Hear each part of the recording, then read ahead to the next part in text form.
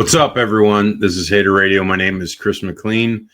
Ian is having some connectivity issues with his internet, so we may or may not see him tonight. But either way, I'm here, and I'm here to do the show. And it was a very interesting weekend here with the CFP first round here. And, I honestly, I was happy with it. Like the first game on Friday was a close game.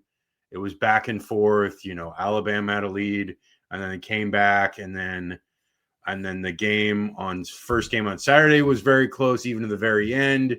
It was a late last second interception to ice it. The Tulane game, I knew was going to be a blowout, so I didn't really pay attention to that one. But the James Madison game was interesting because James Madison kept scoring and kept putting up explosive plays, which I was loving. I mean, it's what I thought was going to happen, and it's exactly what happened. But I wanted to first talk about, okay, people are so pissed about this group of 5 teams getting into the playoff and upset with it. And I just, I got to speak out because I have a platform and I have the ability to voice my opinion here. And we are, fans of a group of 5 team and fans of Power 4 teams. So it's obviously we are on both sides of the coin. I mean, Ian's handle for for God's sake is G5 Gibson. So clearly we are in the world of G5, and we also talk a lot about Power 4. So we talk about both sides of the coin of FBS, which that is the imperative thing to remember, is that it's not just called D1, it's called FBS. So all these teams, yes, group of 5, Power 4, it is under the FBS banner. So just like in basketball, all those teams are under the Division 1 banner.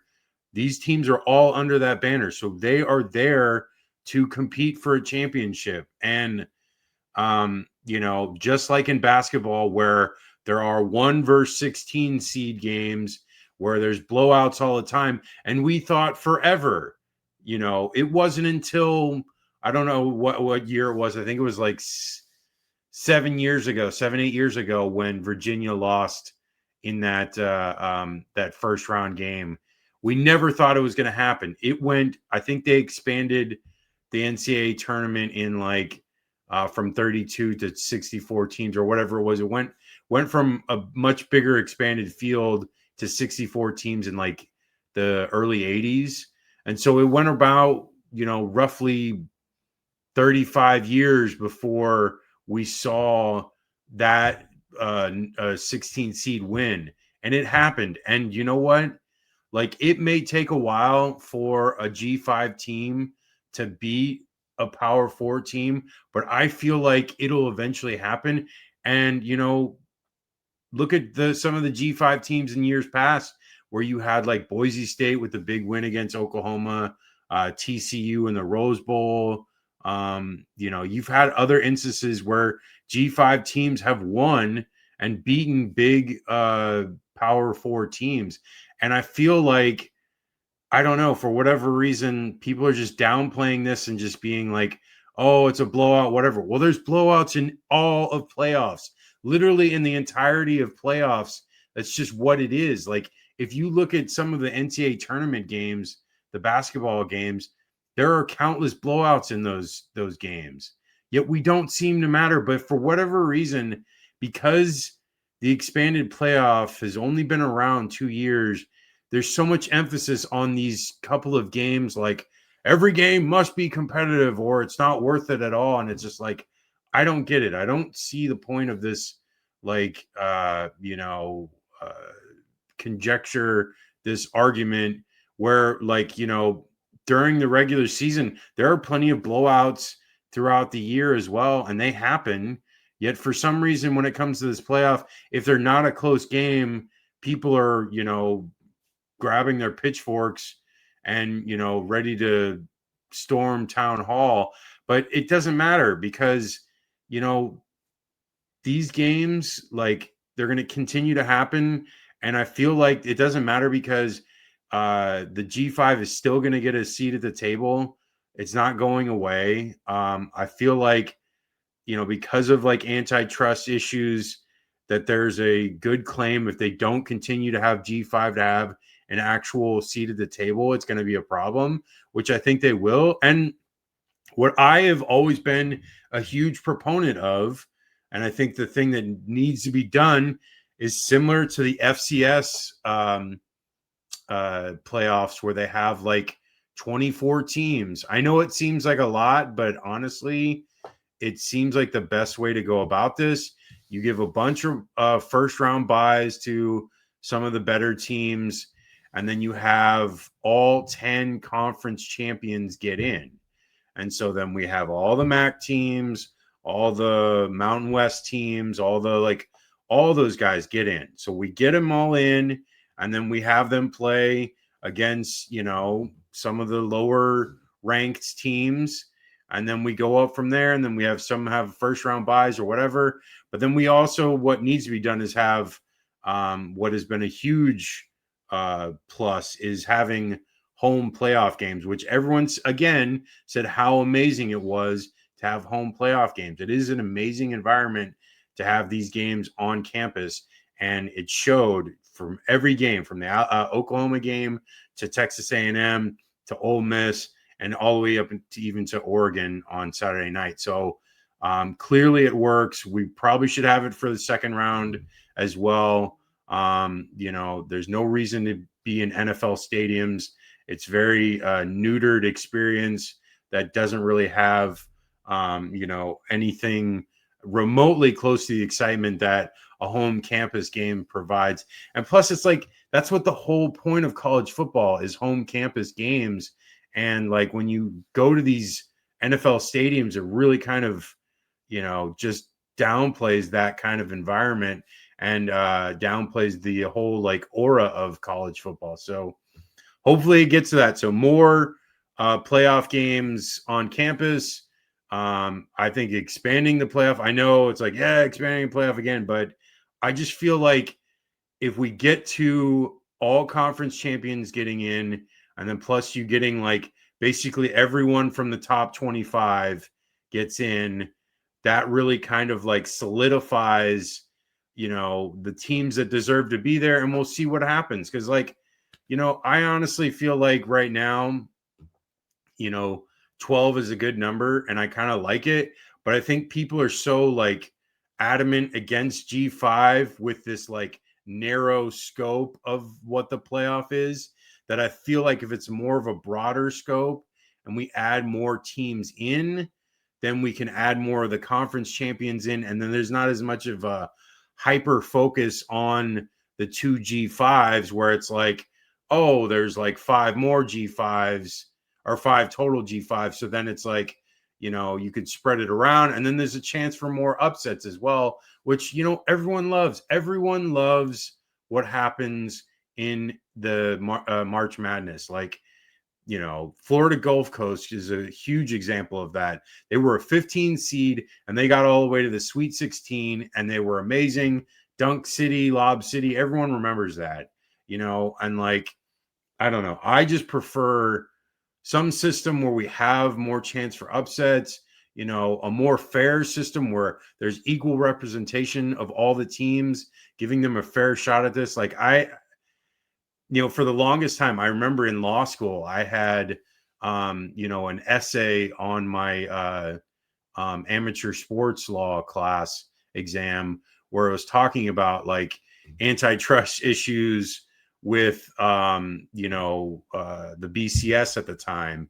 And, you know, this was 15 years ago. And like, I remember like, I was so terrible at antitrust issues at the time because I like completely missed like a couple of classes. So I was like, it was funny because I was like, I had no idea how to like argue the specific like legal structure there to like my IRAC was just so off because I had no rules at all. I just kind of like riffed and was just basically talking about the fairness of the sport and everything. And like, I did the best I could, but I did bad in that class. But no, with that specifically, like even then, 15 years ago, there was concern about, fairness and like the G5 getting represented and being part of the pool of money that goes into these things. Cause like they are FBS, like I said, like, so if they don't have a shot at one, the championship, and then two, a shot at all that money, it's really not fair to all these schools that are in the same subdivision like they are. So, I know that was a little long-winded, and usually we start on something else with this show, but like I just wanted to get into it because I felt like it was appropriate to talk about, because there's a lot of chatter. Like people are upset because those two games weren't competitive, which I feel like the James Madison game could have been competitive. They were like right there a little bit in that first half, could have made it a better game. But they did definitely scored a lot the rest of the game. But no, I feel like G5s belong. Obviously we're fans of USF, so we want G5s to continue. I mean, even if like USF gets out of G5 and is elevated to a Power Four conference, I still would want to see the G5s be at the table. Like it just is a better way of doing things. Like I know that we could have like, 12 of the best teams without any G5s and we probably would be fine, but we'd be complaining about the other teams on the edge. So like I feel like right now, if we can expand eventually to a larger playoff, which I think we will, it's showing that these games are drawing people to viewership. Like the numbers are there, the interest is there. And the other thing I saw was people talking about how like, now all these other smaller schools, these G5 schools, they're actually interested in what's going on way more so than they were ever before. Cause it was like, oh yeah, we might get win the conference and then maybe get a decent bowl. And that was it. But now it's like, wow, we got a shot at the playoff. Like there's actually a legitimate chance of doing something. And it draws more interest in. There's more eyeballs on the sport. There's more people involved. I like bringing more people under the tent instead of being exclusive and only exclusive to like 4 or 5 schools. I hated that. I hated that about the 14 playoff. I was not a fan of that. I did not like how it was just a couple of teams, whatever, and the BCS as well. I know people like seem to be like, oh, the BCS was great. Yeah, but it was like 3 teams had a shot, every year, and that was it, 3 or 4 teams, and then like no one else really had a shot. So it's like, what? How is this fair? Like, like I want to give teams a chance. I want to give as many teams in there as possible. And I know it's like, it's like, oh, it's a lot. 24 would be a lot, but you know what? There's like 134 teams in FBS. So like, you know, comparatively, it's actually not that big of a percentage when you put in like half the league for NBA, NFL, MLB, all the pro sports. They put in like half the teams into the playoffs. So if it's 24, that's not even that's barely a quarter of the teams into the playoffs. So I feel like it's going to get there. I think people would be excited. Again, we have more home playoff games that needs to be key. And let's get into these games. So I got a couple of games to talk about. The 4 games on Friday and Saturday. So the first game we had was the Alabama-Oklahoma game. And man, Oklahoma comes out and just is storming the beaches and just putting it on Alabama. And it looked like it was going to be a blowout because Mateer looked a heck of a lot better than he had in previous weeks since the injury that he had in the Auburn game. And he looked great. Honestly, he was throwing dimes all over the field and was comfortable and making plays with his legs. And they were up 17-0, like at a drop of a dime. Who actually looked really good for them was Jermarco Carter, who had only had 6 catches up to that game. And then in the game on Friday, he had let me see what he had. He ended up with 3 catches for 46, but he was huge early in that game. Burks had a ton of plays. He was making all over the place. They weren't able to run the ball really early, Oklahoma, but they were making plays in the pass game. And again, up 17 nothing. And it was like, Alabama's offense was struggling. They weren't able to really put things together. They were, just not doing quite well with the passing game, and there was some drops again. For whatever reason, Alabama's had a really tough time with Ryan Williams like leading the FBS in drops, and then Jeremy Bernard had a couple of drops, but that didn't matter because at that point on, after it was 17 nothing, Alabama outscored them 34-7 the rest of the way, and they just rolled. And I will say the fact that Alabama got so many of those players back, Jam Miller, Cuevas at tight end, they had a ton of guys that were missing from the SEC championship game and the Auburn game, and they got all these guys back, and they looked from that point on where they were like dead for those first couple of possessions. From the moment after that, they looked completely different, like night and day from the previous weeks and that first little bit in the game. But Simpson, was getting sacked a little bit here in the game, but he was still making plays. Really, I have the turning point, and it was, there's a point in the game where it was 17-7, and Mateer is eluding a sack in the pocket, breaks to the left. He's open. He could probably run for the first down, but he sees a guy wide open downfield. I don't remember what receiver. I didn't pick up the number, but there's a wide receiver streaking down the field, and if he catches it, it's probably a touchdown. Hits him right on the money, right on the hands, and he drops it. And then the next play is a punt by Oklahoma, or a punt attempt, and the punter drops the ball as he's trying to punt it, and then as he goes to then pick it up and try to do it again, the lineman for Alabama blocks it as on the second attempt, and so Alabama gets a short field. They hit a field goal there, and then Mateer on the next possession throws a pick to nobody. I mean, there was literally no one there except for the DB for Alabama. I don't know if that wide receiver was supposed to break there. It really didn't seem like it. It seemed like he was going out, and the DB, though, was just low into the flat, so he was just waiting on something if there was going to be a tight end or something peeling out, but nobody peeled out. It was just him, and he threw it right to him, and then it was just a pick six. He just ran it back. Mateer couldn't even stop him. But so they tied it at halftime 17-7. And then, Simpson, he had a decent game after that. He made some plays. And then, it was Jeremy Bernard with a huge catch late. He like mossed that guy. He's like over him, and he just grabs it right over. And that was such a nasty play. It sucks because it was like I thought Oklahoma was going to have a better showing. Their defense honestly did not play that bad because, like, if you look at the stats, as far as what Alabama was able to do total wise, they only had 260 total yards.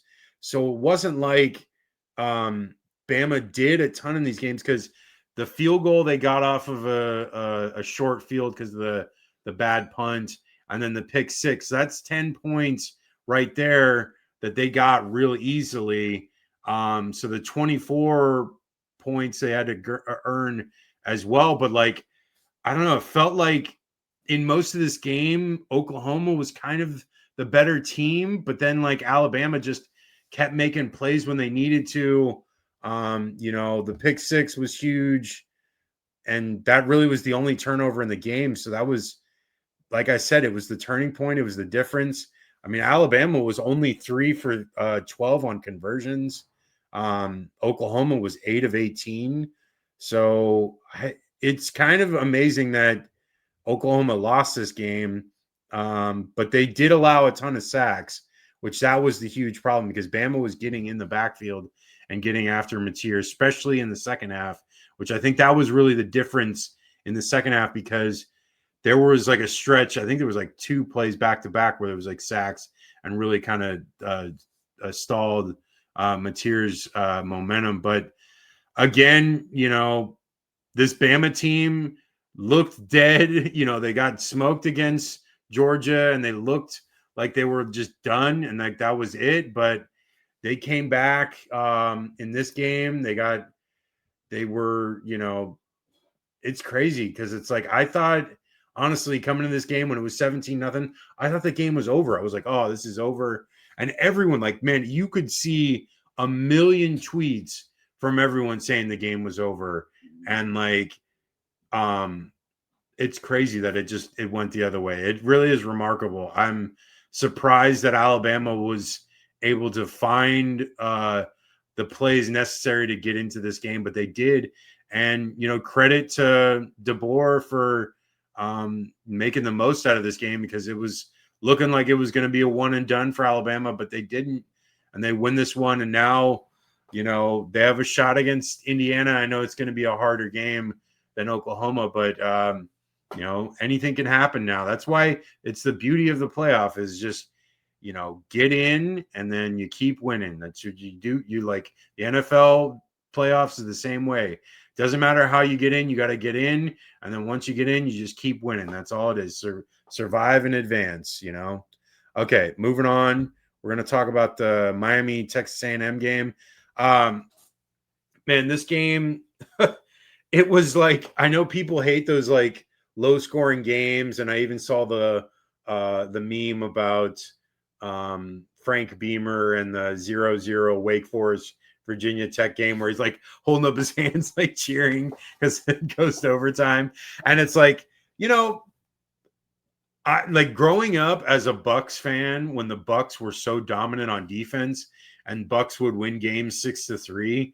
It's like, I'm not like, it doesn't bother me as much. Some people like get so like, I don't know what it is. They just kind of, they can't grasp that the game of football includes defense as well. And so like, these are 2 really good defenses, Texas A&M and Miami, and they're both pretty good offenses as well. But the defenses really came to play. Great.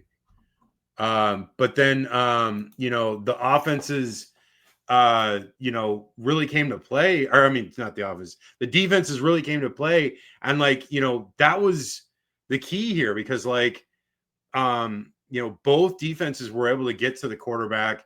Carson Beck did not have a good game at all. Like I think he had like 100 yards passing. And then Marcel Reed, I don't think he had a terrible game outside of those picks. I think the picks were like the worst throws that he had. Like the rest of it, like most of his throws were pretty short. There were short routes that were like either, screens to the wide receiver or running backs out in the flats. But that was like really it. There wasn't like a ton of like downfield throwing outside of the one throw to Craver. So it was mainly just short throws. And then, the 2 interceptions were terrible. Yeah. And I think if he had back, like we'll get to it later, but the one at the end where if it looked like it was going to be forced there, if he just throws it out of the back of the end zone, at least give yourself a chance on 4th down. Maybe you got something there, but he kind of forced it there on that 3rd down with not much time left. But no, as far as the rest of the game, I think Miami defensive line, Ruben Bain and what's the other guy's name? Number 3 for them. God, I can never remember his name. What is his name? Let me see. The D lineman. Mesidor and Bain were like in the backfield like the whole time. And that's the thing with like Miami is like they don't need to, blitz the linebackers or like any DBs because they can just get pressure with their the D line, and that's a difference. Like Bain had 3 sacks, and then Keontae Scott actually had 2 sacks too. So like they did pressure a little bit with the DBs a little bit, but still, I mean, Miami's defense, I credit to them because they definitely, kept the pressure on, and there was the difference in the game, I think, because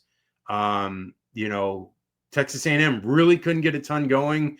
They had, that field goal early, they got blocked, and like, if that doesn't get blocked, maybe it's a different game, because it was such a low scoring game. There was like very little opportunities, and Miami had plenty of opportunities because the the fumble loss that A&M had, and then the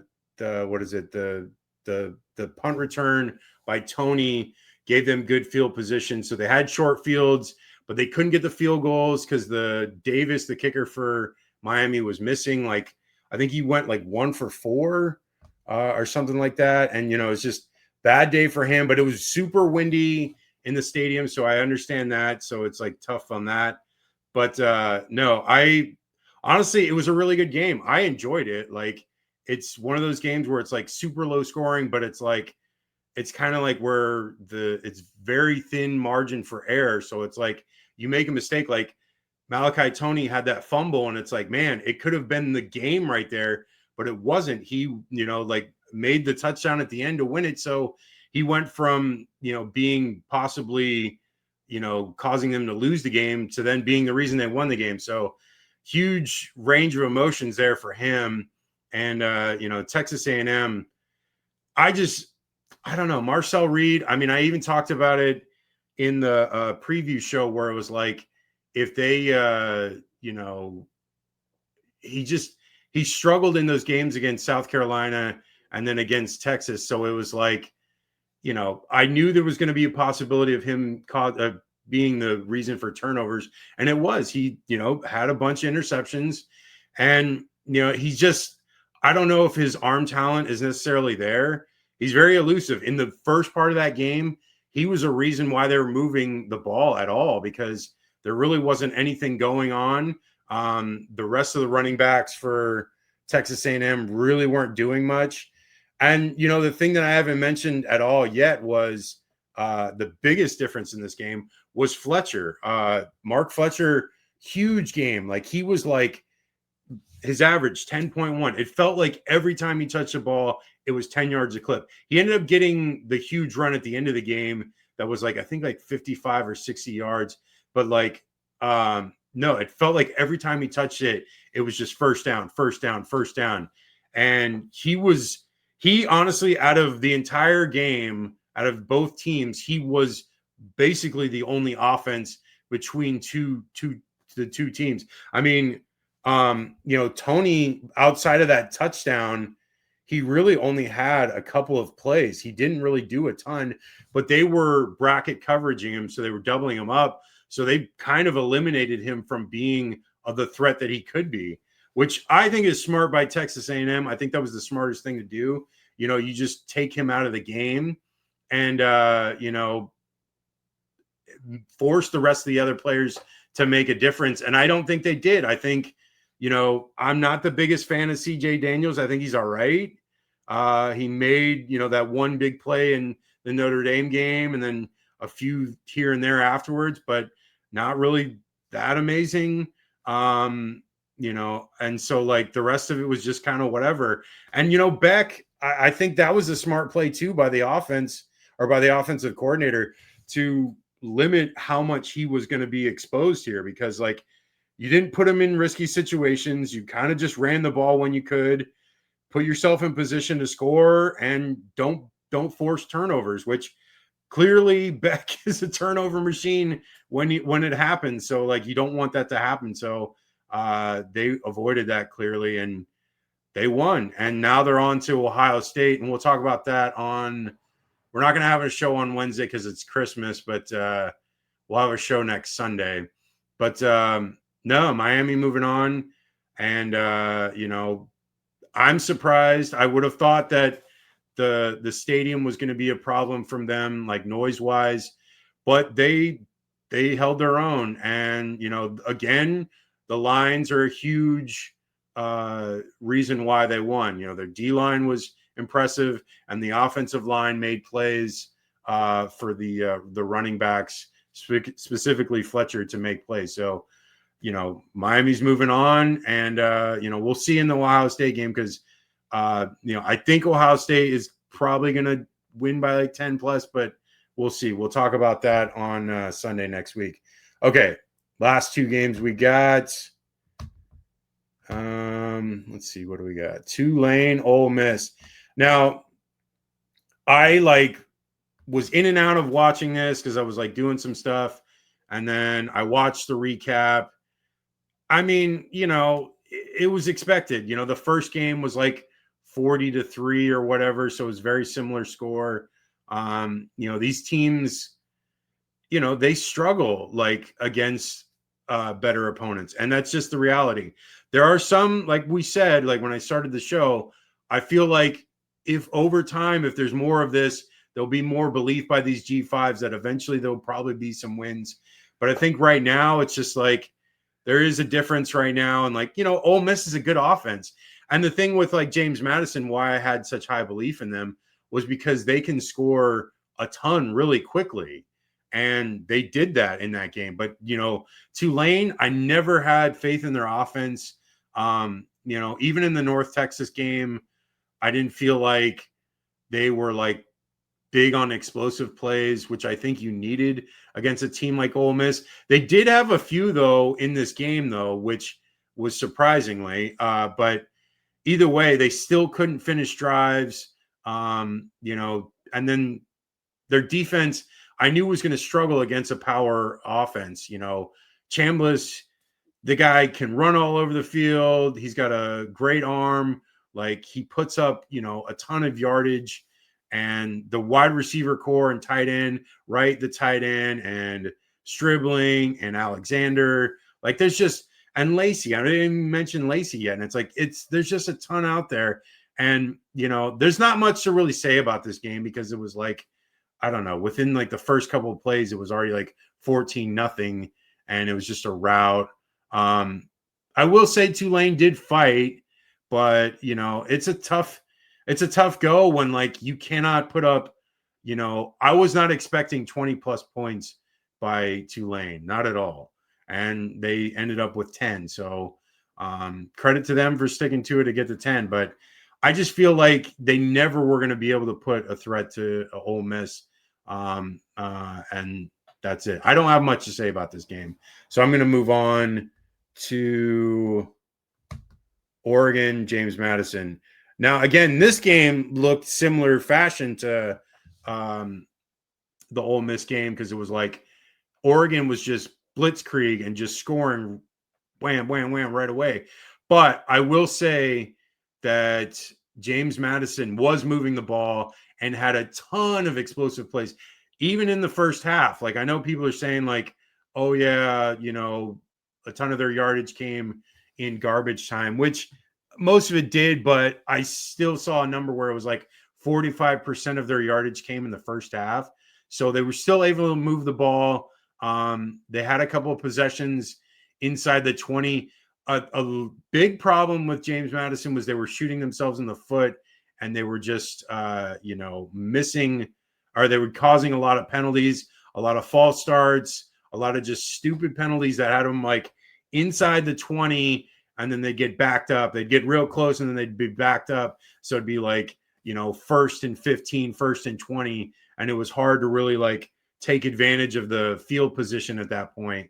But I did want to say, I forgot to mention on the other night when I was doing the preview show, this is too small. I can't, it's right here on the screen. But so I went in my notes and I had it. I knew I had it because I remember talking about it, or I remember writing it down as I was doing my prep. And I was like, Malik Benson had such huge games in those in the USC game, and I was like, Benson speed wise is similar to Chris Bell at Louisville, and James Madison had a real tough time with Bell in that game. And I was like, you know what? I think that's what it's going to be. I think Benson's going to have a huge game. And lo and behold, Benson had, let's see, what did he have? Benson had 119 and 2 TDs. And I was like, you know what? It's just because he's like track speed fast. And like none of those James Madison DBs were going to be anywhere near close to that. And it's like, you know what? It is what it is. Like they're just way faster. And yeah, this Oregon team is really, really good on offense. Like I'm kind of impressed with what they did. I think defensively, I think people can be mad that they didn't hold them to less yardage and less points. But at the same time, I knew coming into the game, watching what I saw from James Madison, that they could put up explosive plays and that they were going to be able to put up at least 20, 25 points. That's what I thought. I didn't expect Oregon to put up a ton of points, but I did expect 30 plus. And I called it at 30 to 20, but I was way off, obviously. But it was, James Madison kept scoring. And, where my spread was not that far off, because if they had in that possession in the first half, if they had, instead of with that missed field goal, I think it was blocked, if they had gotten a touchdown there instead, it would have been a 41-51 game. So, I look, this game looked a lot better. This was enjoyable. This was way better than the Ole Miss Tulane game. I feel like G5 should be there. I think this is a good example of them holding their own. I felt like the offense, if a team is able to beat um, a G5 is able to beat a Power Four, it's going to be because of their offense. And that's the recipe for success in the NCAA tournament as well. You'll see basketball teams that guys that have been there many years, and their offense is like, especially if they're good 3-point shooters, they're able to hit those 3-pointers and build up a lead or eat into a lead really quickly. And it's the same thing here with if they have a good offensive game, if they're able to pass the ball well, which they did. Like, honestly, Barnett had a really great game, and I thought the play calling was excellent. Chesney, man, I'm excited for UCLA. We cover UCLA as well. And I'm excited to see what he does with, what he does with all the talent at UCLA. So, they put up their own. Wayne Knight, I thought he was going to have a good game. He did. He had a couple big runs, big explosive plays. Landon Ellis had a good game. DeGeneiro had a really great game. I enjoyed it. I thought it was a fun game to watch. There was a lot of scoring, obviously. 85 points. That's a ton of points. That's, if you had the over, you really beat the crap out of that number. So, but no, it was a great game. I think people are just kind of, I don't know what they're wanting. I really don't know, because it's weird. It's like, we're watching these Power Four teams and they're playing against Group of Five, and we're expecting I don't know what we're expecting, but I enjoy football. I enjoy playoffs that bring us these games. We have these on-campus games. This is what I've wanted a long time, and we're getting that. And it's enjoyable to watch. I don't know what people want. They want some kind of. They've got this what I call, or what's called graduation goggles, or where they the nostalgia for a past that wasn't necessarily there. I think the people always feel like the BCS is something that is not necessarily that great. It was 1 versus 2, and maybe 3 or 4 teams had a shot. But now it's all these teams have a shot. Everyone's talking about this. I don't know. I just feel like it's a better format of doing things. I enjoy the sport more because of it. I think we're having a good, this sport, college football, is better for it, for having an expanded playoff. That's what I feel. I don't have much more to talk about. I did see these guys in the comments. Let's see. they stay on after I ignored them forever. Oh no, someone just said one comment. That was it, and I didn't comment back. Oh well, but I don't have much or more else to say. I enjoy the playoffs, the expanded playoffs. I feel like it's better for the sport. I feel like it brings more to the table. More colleges and regions are involved. People are excited this time of year. It's not just, you know, Alabama and Ohio State and Georgia and that's it. No, it's like all these teams and it's exciting. I enjoy it. So I think it's going to be better for the long run of the sport.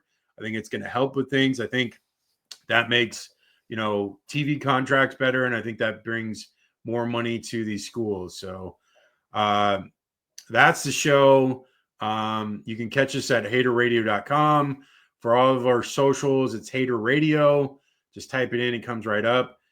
Please like, subscribe, comment on all these profiles that we have. It helps the algorithm boost us, please. We appreciate that. Ian will be on the next show, hopefully. And yeah, that's it. Catch us next Sunday. No show Wednesday. Merry Christmas, everyone. Next Sunday, 8 p.m. Eastern, 5 p.m. Pacific. We'll talk to y'all then. Merry Christmas, y'all. Take care.